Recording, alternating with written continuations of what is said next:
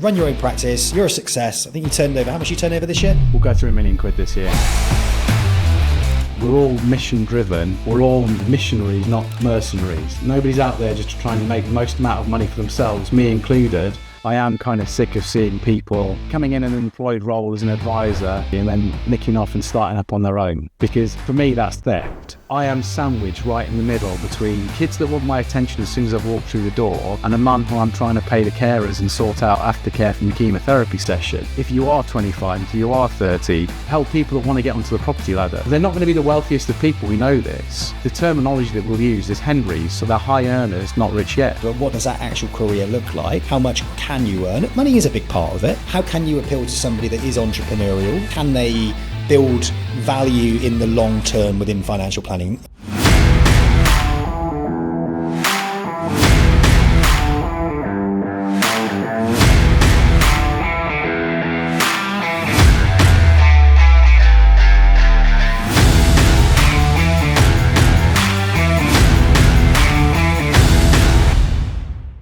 Welcome back to the Financial Planner Live podcast. Guy, how you doing? I'm very well, thank you. How are you, Sam? I'm very well. I feel like I kind of touch base with you every single day. We're part of a WhatsApp group, and I do find it really interesting and really educational just to sit back and watch you all chatting about financial planning, all the things you love about it, all the things you've got problems with, all the ideas that you have collectively about how you can improve the profession. So from the outside looking in, I'm seeing loads of great content in there. And one thing came up this week, Guy, that really took me by surprise was just, I posted something, didn't I? I said, just out of interest, everybody, what percentage of your clients are under the age of 40? Because in the business I'm in at the moment, it's actually a really low percentage. It's about 4%. And you popped up and said, well, I think mine's about 50%, but on closer inspection, it came in at what percent? 39%, was it? Yeah, 39.36. Not that I'm splitting hairs, but yeah.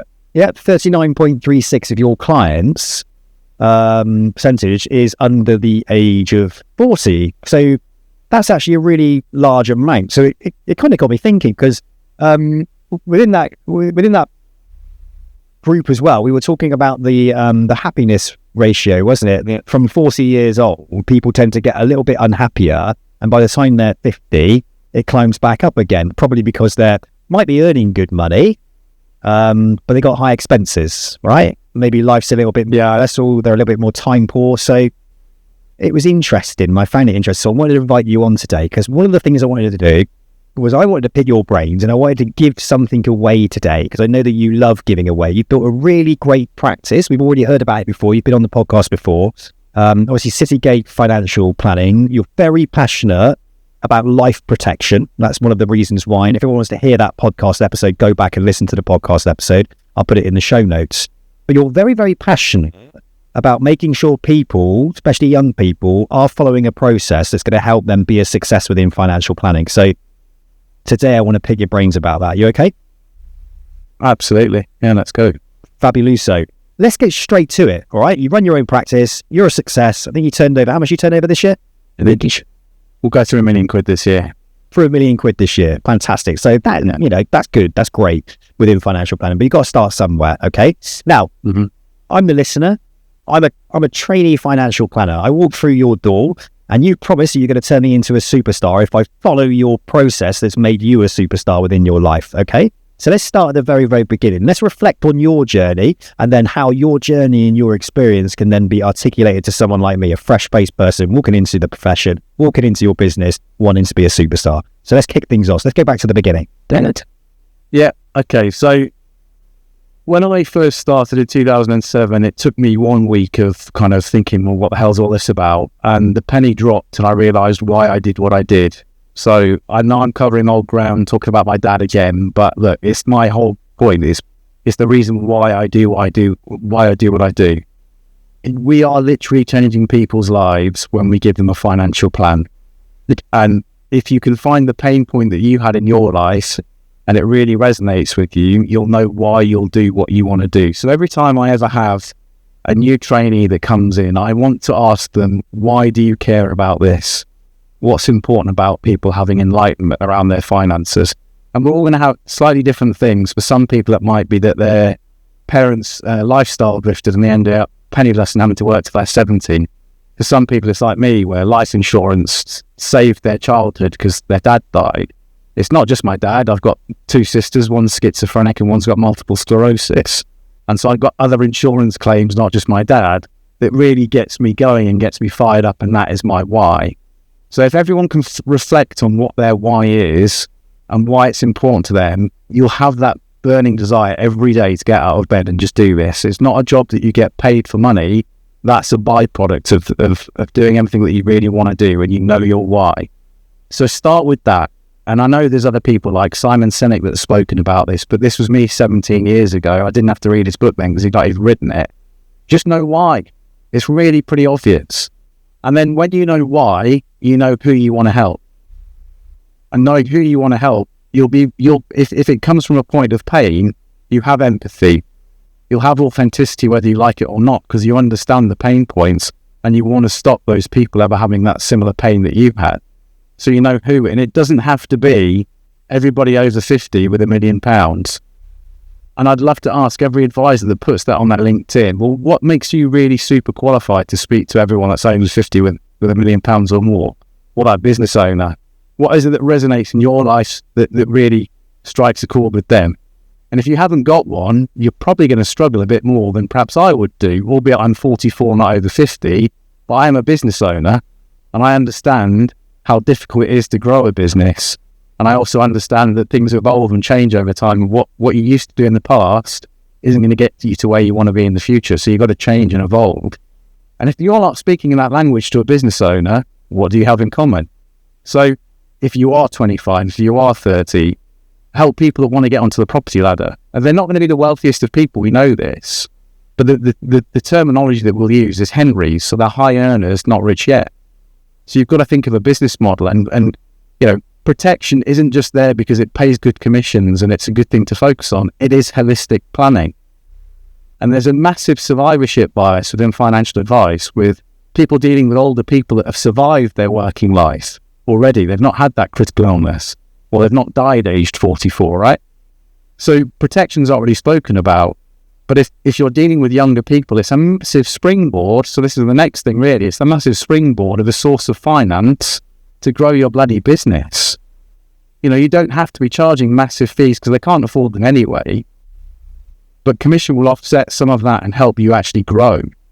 And these people as well, they don't need a full financial plan. Right? So if you're dealing with a 30-year-old, they're not going to be living in their forever home yet, or it's unlikely. They might not have started a family. They might not even be married. So that's why I always sketch. So if I talk about how I do, I always sketch with people. And if I've taken on a 30-year-old as a client as opposed to a 50-year-old, because yes, I still work with 50 and 60-year-olds, but I'm not going to deny myself referrals to good quality clients where I can help them. I'll do full financial planning for everyone, bar none. But the relevance of a full cash flow model for somebody in their 30s is not the same as it is for somebody in their 60s. So you've got to find a way of doing that and demonstrating your value and showing them the way forward without it taking a ton of your time, because that's expense.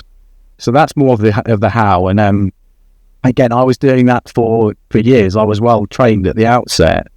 But if anyone wants to look up Dimensional's 4S's framework, that's where they talk about scripts, sketches, supplements, and stories. And they're the 4S's as to how you should optimize your communication with people. And again, I was doing it without even knowing it. And, I had all these happy coincidences throughout my journey. But we really should be visually demonstrating things to people, because it's something like 80% of the population is visually stimulated. So if you can show people in the first meeting that you have with them, and in the space of an hour, the way that I always used to do it and the way that I still do it now, is you speak to the person for half an hour, 45 minutes, and all your focus is on them. You want to understand what they want out of life, how you can add value to them. We're not talking about money. We're not talking products. We're just getting to connect with the person and understand what their motivations are. And then my superpower is if I can sketch that back to them straight afterwards, demonstrate I heard every word that they said, use their own language back with them, that's going to trigger things in their brain. And they're like, bloody hell, this guy's a genius. Now, the fact is, I'm not a genius. I've done this multiple times and it's repeatable.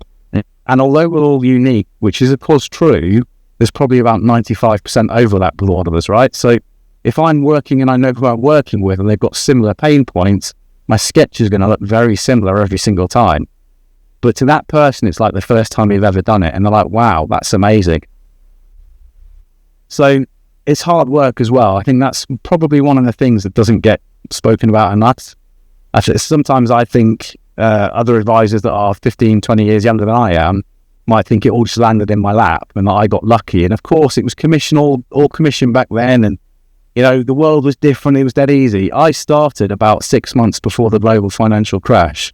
Yeah, that's dead easy, isn't it? You know, everyone running around thinking, shit, am I going to have a job? And the stock market's tumbling. Couldn't have been an easier time, could it?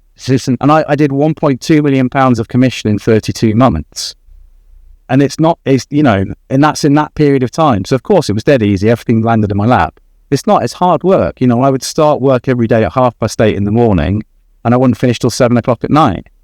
And it was only on a Friday that we'd stop at around lunchtime and ease off and have a couple of drinks and, you know, enjoy being in London as it was and chill out. But it's hard work. You've got to be prepared to work hard, roll your sleeves up. But again, I go back to knowing your why and who you want to help and helping them avoid pain you might have felt. You don't mind a bit of hard work then. You know, I don't do this for money. I do this because I want to change people's lives. At this point, let me ask you some questions then about those early days, because a lot of people get stuck on where to actually start and who to help and how to help them and why, right? So let's say they work their why out. Let's just reflect on you. You know, who did you hang your hat on when it came to a client or a client demographic or a niche, if you like, audience of individuals that you think that you could help? When I started, it was me on a floor with about 100 other people. It was the bad old days, so only about 25 of us were actually qualified, and I wasn't qualified when I started, right? And people cold calling, that's how we did it. So day one, there's a diary, there's a phone, go and start a business. You know, no laptops, no computers. We weren't even allowed a computer actually until we'd probably been there about a year or so. Because how many people hide behind emails these days rather than just picking up a phone and actually communicating properly? Like these are the sorts of skills that, funnily enough, an hour can pass by with writing War and Peace in an email. It takes 5 minutes on a phone call and you get action. And it's really simple stuff, isn't it? Yeah, 100%. So I was cold calling, and 100 other people were, and they'd be looking on, as was the FSA register, phoning bankers. And they were trying to find whales all the time that had a fortune. And what they didn't remember, I was 27 and I was one of the oldest people there. So they were people coming fresh out of university, say age 22, 23. I was pretty much the only non-privately educated person there. And they thought, well, you've got to get a whale and blah, blah, blah. And they, you know, and I just thought, well, this is crap, isn't it? Because what have I got in common with somebody in their 40s or 50s that's earned 15 million quid last year? Absolutely bugger all. Like, how am I actually going to demonstrate my value? So I took great pride actually in the fact that I kind of slapped them around the face with, your mum and dad wasted hundreds of thousands of pounds on your education, because here's little old me who didn't have an education that was paid for, and I can figure out a way of finding out who's best to call. So it wasn't that I really wanted to work with solicitors because I love solicitors, or that I've got a solicitor and there's a pain point for my background. I just knew that if I took the list of solicitors in April, because they qualify in March, and I deducted March's list, I'd have all the newly qualified solicitors. So I'm 27, they're going to be roughly 27, 26. They go from earning about 35 grand a year back in 2007. In Magic Circle law firms, they then went to earning roughly double what they had before. I learned what their employee benefits were, and then we've got a lot in common. We're similar ages, but they've had 100% pay rise. So all I used to do is explain to them about how they should try and make some of that pay rise go a bit further and work harder for them. And I repeated that 139 times in 12 months. And I earned the company £540,000 from a standing start. And as I've just said, I wasn't even qualified, which I know is wrong. I know that now. I didn't know that then. So I left when I got competent advisor status and set up on my own. But I'd done £1.2 million and I'd got qualified. The interesting thing with that actually is, as I started to pass the exams, my abilities reduced, because there was that temptation to show off that you knew stuff and use language that wasn't the client's language. So talking about even tax-free cash over people's head. But if you why do you even need to speak about that? And you don't need to put that sort of stuff in there. But it was almost an opportunity to try and show what you knew. So the best thing was learning and then unlearning. And actually, one of the other things I say to new people that come into the team is try and bottle it. Try and think about all the stuff you don't know right now when you join, and capture that feeling and capture those words. Because if you can hold on to that 2 years from now, you'll remember exactly who you want to work with, why, and use their language, not your advanced language now that you've passed R01 to R06. Very interesting. So let's go back to this niche then of legal professionals, solicitors. So they were young, they were around your age, they were transitioning into a higher earning role because they were qualified. These clients, once they started earning mega bucks, I suppose, as the years went by and they got progressed in their careers and maybe started up their own practices, etc., I assume they just bubbled off and went and saw somebody else who can deal with them. Or did you continue servicing the individuals that were coming fresh out of, ones that were transitioning in their first couple of years of being solicitors? Did you continue with those, or did you, how did it work? Because this obviously is the answer as to why a lot of your clients are probably now in their 40s and maybe not under 25, right? Sam, you're teeing this up so nicely. So I didn't lose a single client. And, many of them would be made up to full equity partners in their firms. And that's when the likes of Coots are all over them, because, it's announced when people make full equity stakes in law firms, it's publicly out there. And that's when they get all the likes of the private banks wanting to work with them, and they'll give them discounted loans. So I had people that were going to get charged more knowingly for still working with me rather than going and working for Coots, because they would discount their loan because they moved all of their assets to them to manage. And I didn't lose a single person because, Will Smith says it as well. Will Smith still has the team that surrounds him from when he wasn't famous. Because he's like, well, where were you when I wasn't famous? I don't want to speak to you now just because I've got everything now that you want. And it's a bit like, well, I only want to speak with the people over 50 that are worth more than £1 million. Where were you when they were struggling? And, for me, I think retirement kind of represents the greatest point of vulnerability in a person's financial life. You should have had a relationship with that person for a good 10, 15 years prior to getting to that point. Not at that point. But we've got to educate society a bit more, because people only put their hand up and say, I need advice, when they feel the pain. They're not proactive, they're very reactive. But again, that would be financial education out in the masses, out in the workplace, and how you get people to be on the front foot, which is what I'm trying to do. So that 39% that are now with you and they're in their 40s, right? They're going to continue being with you, hopefully, up until the point that they retire, because they will also be probably around about the same age as you, right? Exactly. Yeah. So there's a beautiful symmetry with it. You spoke about that smile of life earlier. Well, that's what I've always called it, the smile of life. We can also divide it into learning, earning, and yearning. And there's 3 stages of life, if you like. So it's right when people are in the middle of their earning phase, when they're in their mid-40s. But also you've got pressure from both sides. So, before we came on air, I told you about my mum who's got terminal cancer. And I had a 5-year-old's birthday party, my daughter's birthday party 2 weeks ago. I am sandwiched right in the middle between kids that want my attention as soon as I've walked through the door, and a mum who I'm trying to pay the carers and sort out aftercare from a chemotherapy session. And I am totally and utterly sandwiched. I'm like that thin slice of wafer-thin ham between 2 massive loaves of bread. I'm not a massive steak between 2 small bits of pita bread right now. And that's why you have this dip down in happiness, and then things will start to pick up. Don't get me wrong, this isn't me saying, by the way, guys, I'm not happy, because I am really happy and life's pretty good. Because there's a lot of things you can do just to manage your own psychology, your own health and well-being. And unfortunately, I've always been somebody that likes to think about balance and how can, I'm not afraid to cry. There we go. Like, it's an important thing to do. You've got to let your emotions out, otherwise they manifest in horrible ways.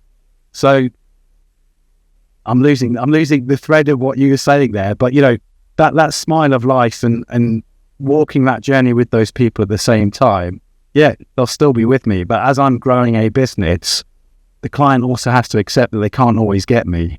So that's when we have a team that we have to build, and they've got to be I hate thinking things like behind me. I'm the leader of the business, so you kind of say behind me, but actually we come together as one, and they all know why we're doing what we're doing. We're all mission driven. We're all missionaries, not mercenaries. Nobody's out there just trying to make the most amount of money for themselves, me included. That will just be a byproduct of doing the job well. But yeah, we've got a very, very strong retention rate. And even with protection, I very, very rarely get any clawback. I've never been bothered about 4-year terms and things like that. And in non-indemnity, it's never been an issue. No, good. Okay. So someone's listened. I'm the hypothetical financial planner in your business, right? I've come in and you've shown me how to do it. I've niched down, and I've decided to niche down on .NET developers because I know their career pathway. I know how much they earn, and I can go on LinkedIn and I can very quickly identify all the ones that are 150k earners, and I know what's next, and I know what level they're at, and blah blah blah blah. So I've done all that, and I'm starting to build it all out.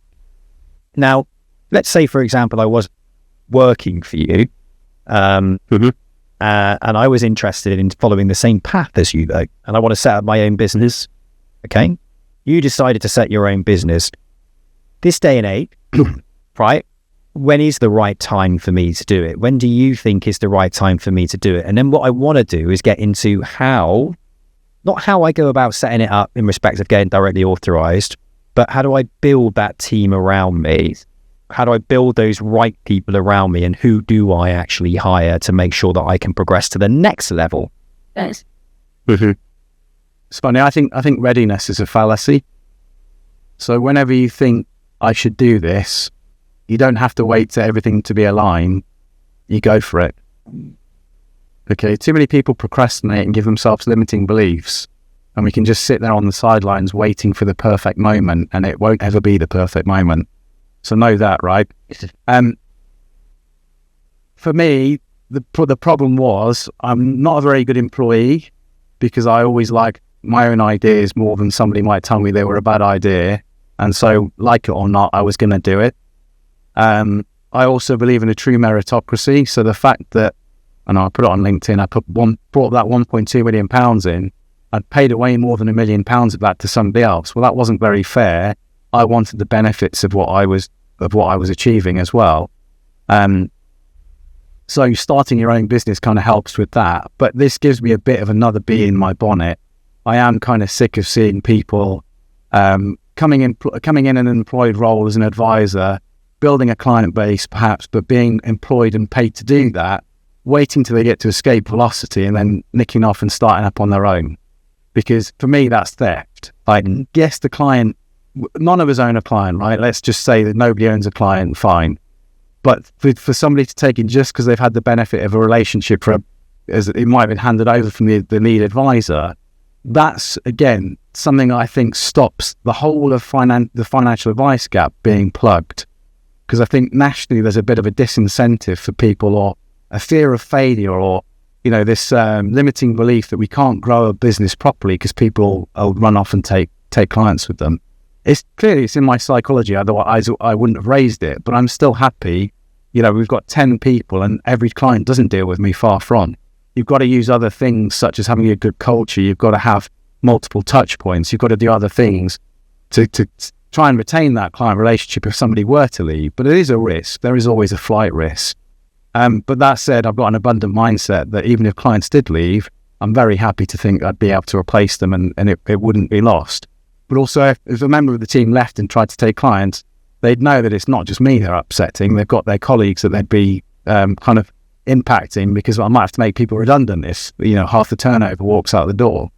But I think that's something that does great with me, because I know that does happen out there.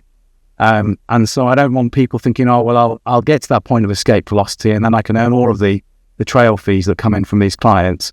If you were paid to bring them on and service them, they don't belong to you, even if you have the relationships. There should be decency and grown up relationships to say, I'll pay you for that client base that I'm now taking, not just run off and steal it. Okay, so what do you do at the moment to ensure that uncomfortable situation doesn't arise within your business, and that the people that you actually bring into your company are aligned with your thinking, and if, say, for example, they did think in the back of their head they want to go off and set their own business, is there a process in place to be able to perhaps buy clients that they feel that they've brought into your business? Or do you create a structure within your business that celebrates entrepreneurialism, so the environment's intrapreneurial enough for an entrepreneur? Yeah, so that's a good question. The fact is, every client that we deal with, bar probably one, maybe two, I've brought every single client in. Okay. So I want to foster those relationships of the team bringing in new clients, but there's also people that are meant to be employees and people that are meant to be intrapreneurs and entrepreneurs. And sometimes the two don't necessarily meet. So know who those people are, but we recruit people based on their values. And fairness is a really important thing. What is fair? Is it fair that you get paid to build a client bank and then take it with you? And when we all know that's not fair if you describe it like that. So you recruit people based on their values, and you don't have that issue as much. You have multiple touch points with the clients. The client realizes they're a client of the business, not that their sole relationship is with one person. Yes, we've got other things, because I'm not naive. So we've got non-dealing and non-solicitation clauses in contracts. And I've got a period of probably 6 months or so for me to get back in touch with clients if somebody did leave, and rekindle those relationships. But I'm also not so distant from the clients, because I brought every single one of them in pretty much. Like, I still chat with them now and again, and we have company events, and there'll be drinks and there'll be presentations, and people will speak to me. I'm not saying that, when I've handed people over, people have got me around the ankles and said, "Guy, don't go," because that isn't the case. Like, clients are very happy. And if you think about it, I explained to them, I've got to build a succession. You can't always be with me for the rest of your life, because I'm not going to be doing this forever. And you are the same age as me. So as I said, when you get to that point of maximum vulnerability, when you're at the peak of your wealth, I'll probably be there as well, right? So I'm probably going to be thinking about more holidays and working less as well. So I need to make sure there's a good team behind me that can look after you, because it's not going to be me doing it. And they get that, they understand that, and they appreciate they are a client of the company. So that's how we do it. So as a company, but essentially the company is Guy Skinner who holds the relationships with the clients. Therefore, you are really the individual bringing clients in. You're not in, and this is just me just breaking it down, just interested to understand it. Because everyone wants to run a business differently, and everybody wants to work for a company differently. There's plenty of financial planners out there, or trainees, or whatever, or paraplanners, that would just love to come into a practice like Guy Skinner's, knowing that they don't have to go out and win client relationships. It's not expected for them to do that. It's actually expected for them to come in and service clients. And historically, people call them farmers, right? Or hunters. Farmers or hunters. And some people want them both, don't they? Some companies. And you're hanging your hat on the fact that, by the sounds of it, your model is that I like you bring the clients in, and you build a team around you, a servicing team around you that creates a really beautiful client experience. You're still very much connected to the client relationship, but you're passing it to somebody else to be able to service, to build the relationship, the continuation of it, and then you touch base with the clients every now and then, or they know who you are. Maybe you put some videos out, maybe you put a podcast out, or maybe put some blog article out, emails, so they know it's still you, but it's somebody else in the business that's dealing with it. Now that someone coming into your business, you'd have a conversation with them and say, "That's the model. This is how it works." What happens if that person comes in and says, "Yeah, but I want to smash the shit out of it. I want to pick the phone up and phone a load of people up. I want to find a load of clients. I want to build my own book." What do you do with that person? Do you turn them away and say, "Go and join someone else," or do you take them on? I'd take them on. So I said earlier, what gets you to the point so far won't get you to the next point. And what I've described as where we are right now, that's not to say that I don't want a team of other people that can be entrepreneurial. I absolutely do. I don't want to be the handbrake on this. I want to reach 1 million people nationwide. So it's got to be taken away from it just being me. I suppose the reason why we've got to where we are is because we've got some really great people that are very safe pairs of hands. There's a danger as well. So I'll say it, farmer or hunter, there's a lot of recruitment out there. And the figures that are put out there in terms of what people will earn, there's a mismatch between the salary expectations of a farmer and a hunter. And I don't think we have them accurately labelled within the recruitment space. So that you run into issues of people that are farming thinking they deserve remuneration of that of a hunter. And that's, and I'm quite happy to have hunters, if they were to then leave the business in future and think, well, I brought all these clients on and I built this, that's fine. We just have a mechanism as to how they buy the clients, or I kind of also have to have deeper pockets than them to make sure that I can retain it. But there's other things along the way that means it shouldn't become legal as a battle. So would you then, in that situation, create a pathway, create a career structure for those that are, let's call them farmers, okay? I don't like it, but yeah, you've got those individuals that are servicing clients, you're bringing them in, whether through leads or referrals or whatever, and they're working with those. And then you've got another side of your business. And that other side of your business is that, look, you're entrepreneurial. We would like people like you, okay? So you can come on in, but here's the contract. This is what it looks like. You get this kind of basic salary. There is a responsibility for you to go out and hunt. But guess what? I've got the blueprint for you to be able to do that. The Guy Skinner blueprint. So I'm going to replicate it with you over there. I'm going to mentor you. I'm going to support you. And I'm going to help you get to the level where you build a practice that has a niche and an expertise, and you build a team to my level. But to do that, you're on an employed contract with a heavier commission at the end, right? A heavier split at the end, right? In respect of what you actually earn. And within that contract, you then tie into the fact that if they do leave, the clients are yours, and they have to sell them to you or something like that. They have to sell their part to you. So there's no way that they can take clients, because contractually, if they go, they have to sell them to you, or does that make sense?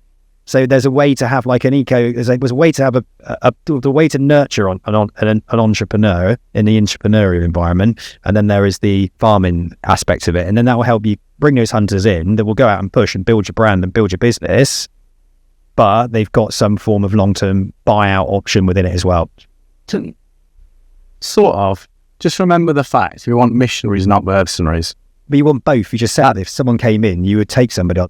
But they have to be a missionary, not a mercenary. So they're out for the greater good. They're trying to deliver ways of challenging and solving the advice gap, helping people for the right reasons. It's not about how much can I earn and how much goes into my pocket. But they want they want to run their own business. So they want to be. Yeah. It's like you. It's like Guy. So if you met Guy, the same version of Guy when you started your business, they walked through your door right now. Mm-hmm. And he was saying, I want to go and run my own business. Yeah. But I really would love to work with you. How would you position it? How would you create a structure that would actually keep the younger version of Guy in your business and help you build it out? Or would you? Well, I'm not sure I would, because I always knew I wanted to start my own business. And contractually, you're going to struggle anyway. Like, I know of cases where people have left, it has gone to the courts, and actually the company is lost and somebody's walked out, even though they were a farmer, and they've taken £500,000 of turnover, and it's now all theirs. And it really irritates me, because I just think, well, that's just a total lack of respect. So I wouldn't have hired me, because I knew that I wanted to start my own business, and I see it as a red flag. I want people to be part of a team, and I don't want them to necessarily want. It's a tough balance, isn't it, of having an entrepreneur and somebody that is a hunter that isn't just going to go, well, I'm going to leave after 5 years. And like I say, the contracts don't stack up, and they're hard to challenge. I also disagree with heavily weighted commission structures, because it just promotes the wrong behaviours. So it's not that you don't necessarily charge ad valorem. You can do things sensibly. But if you've got somebody that gets a basic and then 30% of whatever they bring in, they're going to be trying to overcharge people perhaps. They might be trying to put the wrong products in place. There's all sorts of stuff that can happen from that. And I don't want that behaviour. So my philosophy is very much one of, you just pay people an excellent salary that's above average. And then they're here because they want all the other bits that come with it. They want to know every day they're doing good and they're putting good out in the world. And they want to work with younger people, because if the benefit of great financial advice compounds over time, let's deal with the younger generations, because you're making more of an impact on the world for longer. I want people that think that way, not people that think, how much money can I make for myself? For me, this has never been about how much money I can earn. Never has. And people would see that if I shared with them the company's bank account. I have not stripped out every penny of this. I pay myself what I need, not a massive amount. I have a Skoda on the drive. I don't drive a sports car. I could do. I could pull the money out and buy a Porsche. I want to build a sustainable business for the long term. And I want to do the right thing. It's just hardwired within me. So I'll hire people that are like that. And maybe I'm talking back now. Maybe I would hire myself, but I'd have to temper my frustrations about not then leaving to start my own thing up. Yeah, but what would you, this goes back to this. What would you do to hire your old self? So to nurture that person who has an entrepreneurial spirit. So I know I'm not saying pay them high commissions, right? How would you reward that person differently for the extra effort that they put in to grow? How would you lock that person in? So somebody says a farmer, right? You pay them a decent basic salary. You might pay them a percentage of profits in the year to align them to the goal of the business being a success, right? And to reward them for the amazing service that they offer. Now, the other person's going to come in, deliver an amazing service as well, but they've got this deep down burning ambition that they want to build clients as well. They want to bring clients in. They're a business developer. They've got an amazing spirit in that sense. And they're brilliant people. So how would you... Absolutely. So if that person came to your door right now, Guy, the young one, this is just hypothetical, mate. I'm just sort of asking you, what would you... No, that's fine. What would you create right now that would motivate? Would it be a smaller basic with a higher split percentage, perhaps? Would it be shares? What would it, how would you... Because there are people out there and we don't want to lose those people in the business. Now, unless you're saying, I'm hanging my hat on, this is the model that I want, and I'm going to grow it this way to the point of where I get to a point and perhaps I do an employee ownership scheme and the employees buy it off of me. I don't know what your thinking is around how, is that a way that you can keep people motivated in a farming environment? Is you make it like an employee ownership and, shares in and get shares in it or whatnot? Have you thought about that? Yeah. I've not put loads of thought into it, but employee ownership would form part of the over time, EMI schemes, things like that. I think with a farmer, you've got to see that people are actually genuinely able to do what they think they can do. And, I've only ever hired people that have never worked in financial services before. I've never hired somebody that's actually already qualified and come in that's done it all. And maybe that's a change of recruitment process that's required, because maybe somebody could come in. But again, I don't want them to bring clients with them. I don't want to be the beneficiary of them stealing clients from their old practice. That is no good for any of us. That's not going to inspire trust within the financial services community, if you like. Maybe they have had a look. There's plenty of places at the moment, we won't name names, where people can go out and build client books themselves, right? They can build their own clients, but perhaps they thought they were entrepreneurs and they were self-employed. And then they fell out of love with it and thought, this isn't for me. There's way too much responsibility. I just love generating clients. So they have a client, they come along and they bring that client book in. So they're not going to steal clients from anybody else. They've already got their own client relationships. What they're looking for is the Guy Skinner model to become a success like Guy Skinner. How do I replicate what Guy Skinner's done in Guy Skinner's practice? Have you thought about that? Or is it, it's just not part of your... I've not put a ton of thought on it, but look, I wouldn't reject those people. I'd feel slightly uncomfortable if they're bringing clients if it was tarnished or fettered in where they'd come from, even though they were self-employed, did look like they were owned to them. Like, okay, clearly I took clients with me, but I was self-employed and I'd paid £1 million away. So it's not like I felt like I was undeserving of those people. I'd generated every single person myself through cold calling, doing all the hard yards, bringing the clients in. I didn't feel like I owed anybody anything. And by the way, even when I left, I didn't ensue any clawback on the old practice. I waited till clawback terms had come off because I'm a decent person. Yeah, I wasn't going to go and give them a belt of foot as well. But there is room for people like that. And again, it's like, what would the 44-year-old me tell somebody that was 30 when I left and started on my own? It's a lot harder work than you can imagine. Yeah, and when I set up, I joined forces with a guy that was at the company I was at, and unbeknownst to me, I don't know if he forged his exam certificates or what he did, but he wasn't actually qualified. So he absconded 2 years later. It hit me for nearly 6 figures, and actually I was out in the wilderness for the best part of 5 years until I set Citygate up. Yeah, and where would I be if I'd actually had a really good company that I joined when I first started, and somebody that had supported me, I could have been way further ahead than I am now. I enjoy the struggle, right? Happiness is in the journey, not in the destination. And I'm enjoying everything I've done to this point. And I like the fact almost I've got some scars and some bruises and some good stories about stuff that's happened along the way. That's just all part of life, right? But there's a lot of people that we just need a reality check sometimes. You know, it's very easy to get carried away with ourselves, and me included. It's my favourite thing whenever I think, oh, I'm doing really well and I'm getting ahead of myself.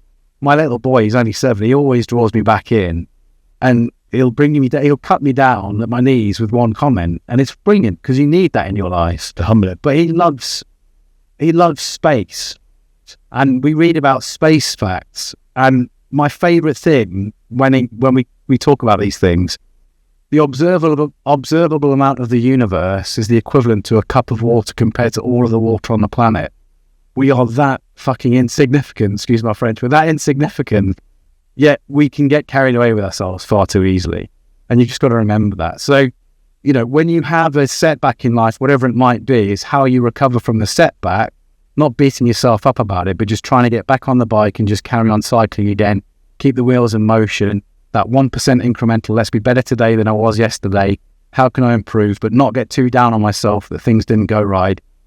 And that's like that's the way that we need to operate. But I don't want people in their 20s and 30s thinking, well, I could do this. It is hard. And there's a survivorship bias that I'm speaking to you here right now. And these aren't my words, but these are the things that people have said to me. They're like Abraham Ofkinsanya said to me, maybe I'm 1 in 100 that could do what I did with leaving a company, having a dodgy business partner. You know, when he left, she's now my wife, but we were dating at the time. We lived in a studio flat that was 270 square feet.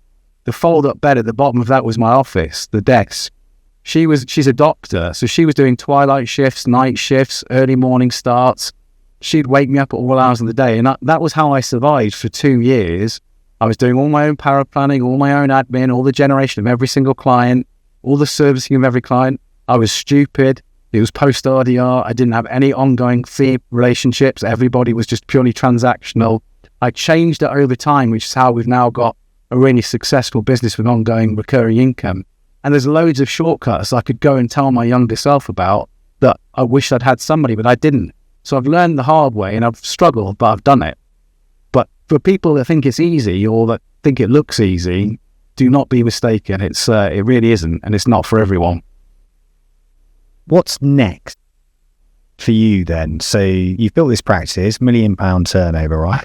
Which is doing incredibly well. You've got a fantastic team around you, but you're young. You know, you're my, well, yeah, you are. Well, you're 44, aren't you? Yeah. What's next for you? What is the thing that's getting you fired up about your career within financial planning? What do you want to do next? I want to be part of the solving of the advice gap. I want to get out there in a big way. I met with somebody last week about making an avatar of myself, which sounds really egotistical. So it's not a case of being egotistical, but if we can break things down and feed an avatar, feed AI enough with my way of thinking of the world that somebody feels like they're getting me, but they know it's not me. If it looks too much and sounds too much like me, that's a danger, right? So it's got to be known that it's not actually me. But if that sits behind a paywall of 99 pence per month, that somebody can come and ask questions that they would ask me normally, and they get value enough from that, and actually I could have 25,000 subscribers, that's how we start to challenge things and solve things like the advice gap. So I'm looking at stuff like that, and it's how do you make it scalable? I want to start with my own hometown. So I'm an adopted son of Hitchin. I've only been living here 4 years. But I'm giving a talk on the 6th of April to loads of mums and dads actually from the kids' school, and I've got flyers out there. And there's only capacity for 65 people.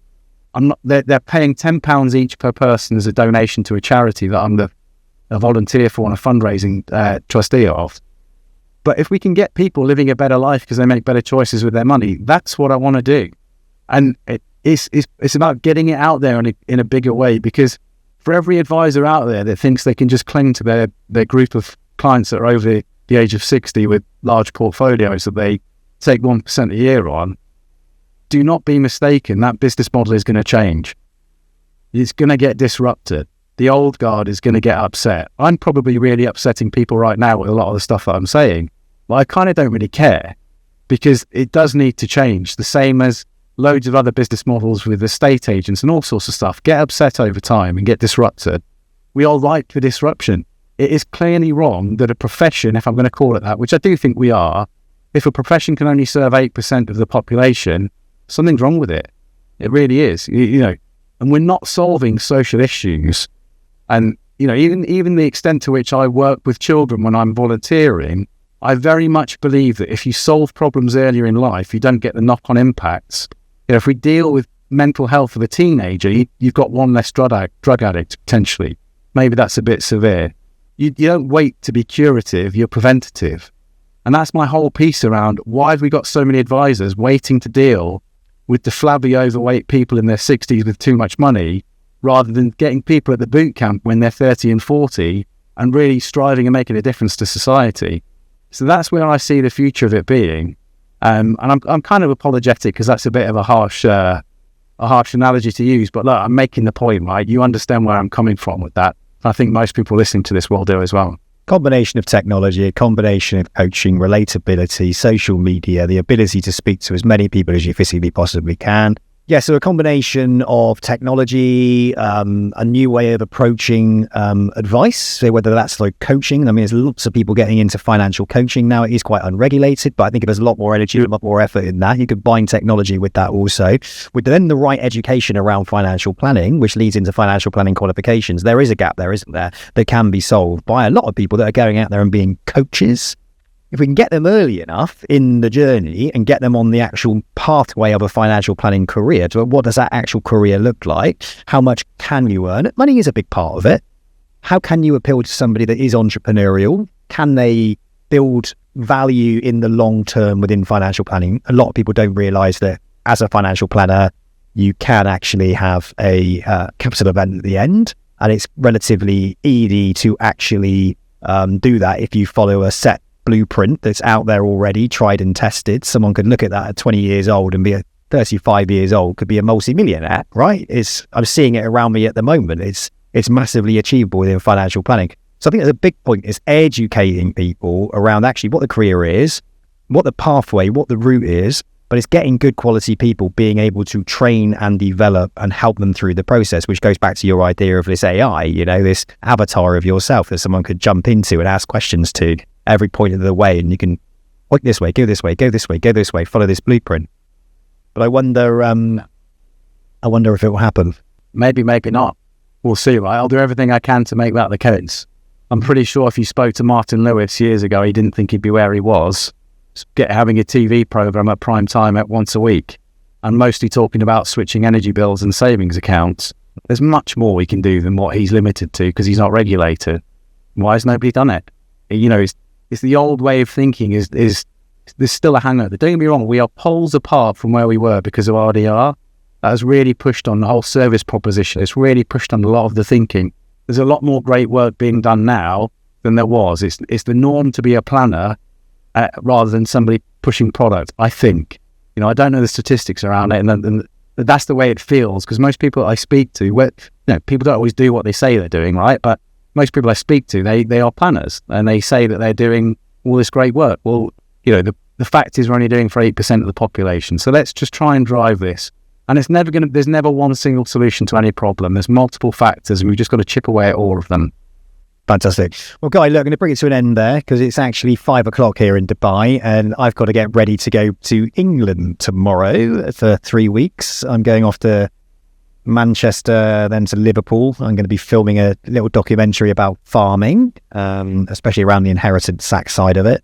So we're doing that up in Liverpool, and I'm down into and where am I going after that? London, Bristol, Bath, Birmingham for an opening of Hoxton's Birmingham office with Bobby Sahota.